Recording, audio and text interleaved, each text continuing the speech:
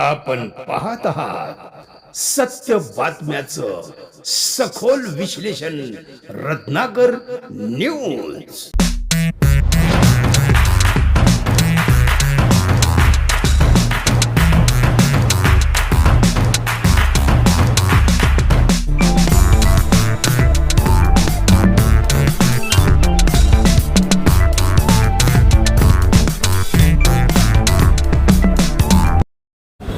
हे काम फत्ते होणार नाही। लातूरच्या पोलिसवाल्याला आम्ही निवेदन दिलेलं आहे, तक्रार दिलेली आहे, पण अद्याप याकडे त्याचं गांभीर्याने लक्ष नाही।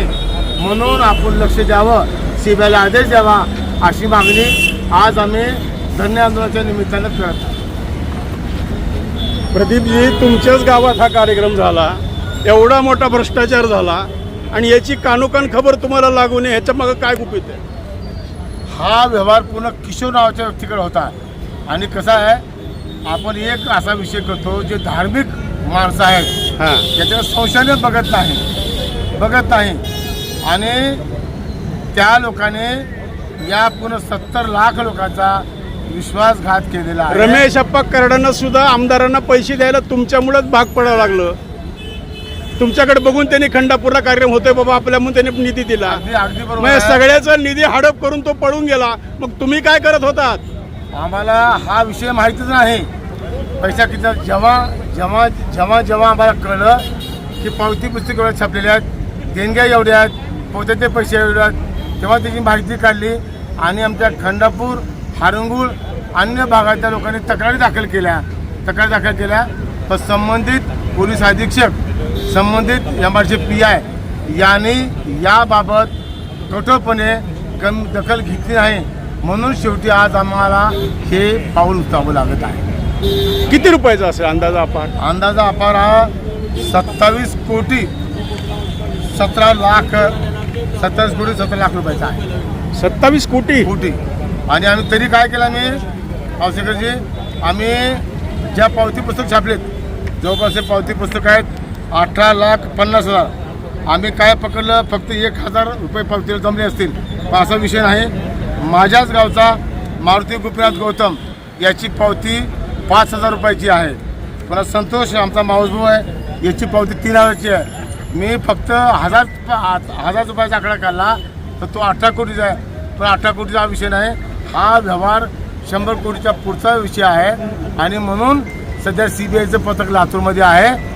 या पथकाला देशाचे पंतप्रधान, गृहमंत्री, मुख्यमंत्री, पोलीस महासंचालक यांनी या प्रकरणी ताबडतोब लक्ष घालून आणायचा हे पथक लातूरमध्ये आहे, यांना आदेशित करावं की हा विषय प्रामुख्याने घ्या। अनेशा CBI इथं आलेली आहे, तर मोठे वगैरे विषय होता हा विषय त्यांनी घ्यावा अशी आमची मागणी आहे। बरं, आता मला एक सांगा प्रदीपजी, आमचे मित्र राजू पाटलांनी हा विषय उचललेला आहे, पत्रकार, रिंगण लाईव्ह, ते आपले सर्वांचे मित्र आहेत।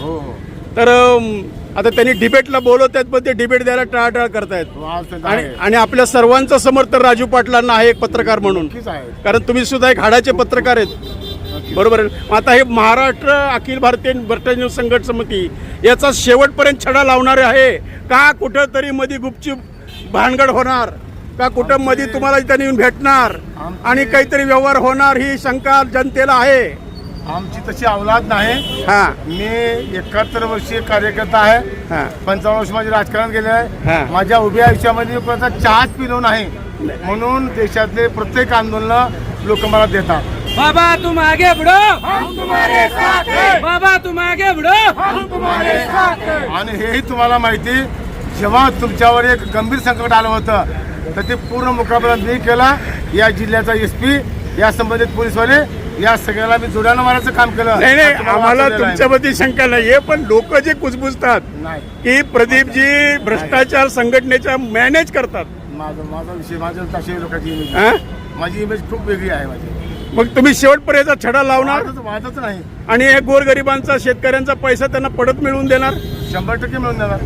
बरं, ते महाराज आहेत कुठं सध्या? तुमचा त्यांचा परिचय?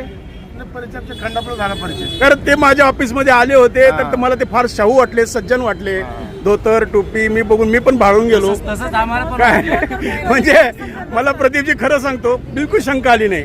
कारण ते ज्या एका शाळूप चेहरा घेऊन एक असं गोंडस लिखरूच असं पांडुरंगाचा अवतार वाटला मला तो. काय वाटतं बरं तुम्हाला त्यांच्यात एकंदर? नाही, जेव्हा जेव्हा तो आमच्या खंडापूरला आला, हा त्याच्या चेहऱ्याकडे बघितलं हा की असं इनोसंट हा असा चेहरा वाटायचा. हा आणि आम्हाला असं वाटलं की आपण हा जो मागतो पैसे, हा. हा जो बोलतो ते आपण दिलं पाहिजे. हा त्याच्यामुळे आमच्या खंडापूरनं तुम्हाला सांगतो की 5 वर्षाच्या मुलापासून 80 वर्षाच्या माणसापर्यंत तुम्ही पण दिले का? तुम्ही पण दिले? देणगी दिली ना गावात. देणगी दिली. सगळ्यांनी दिली. बरं. मी सेवा केली ना गावाची. आता दिलीपराव देशमुखने 50 लाख दिले, प्रत्येक आमदारांनी दिले. एक सेकंद. हा? मांजरा परिवार 41 लाख, हा. शिंदे सेना 31 लाख, मोठे गाव 21 लाख, नामदार बाबासाहेब पटले 17 लाख, आमदार रमेश कराड साहेब 11 लाख, संतोष बेंबडे 5 लाख, संतोष मुक्ता 5 लाख, मान्य अभिमन्यू पवार साहेब 5 लाख, मान्य संभाजी पाटील साहेब 5 लाख, भावी आमदार म्हणून एकाने 21 लाख दिले, आमदार संजय मसर साहेबांनी 5 लाख, कृषी पदाचे भाडे आम्हाला आले 15 लाख, रामराव कराड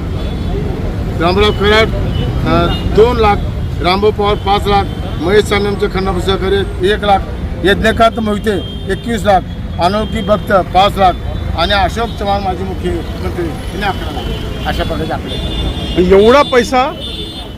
हा तर छोटा आहे हो साहेब. आता रोज रत्नाकरजी रोज 10 पोते हा देणगी जमायची 10 पोते.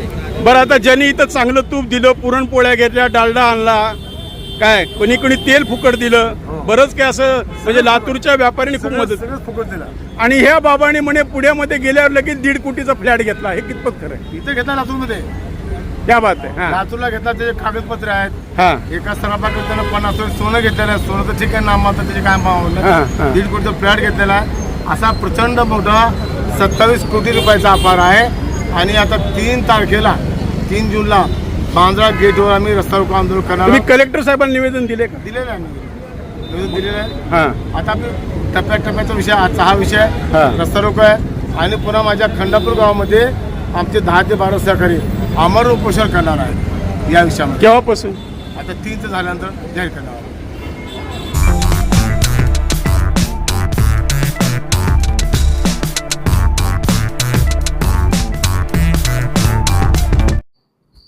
आपण पाहत आहात सत्य बातम्याचं सखोल विश्लेषण रत्नाकर न्यूज.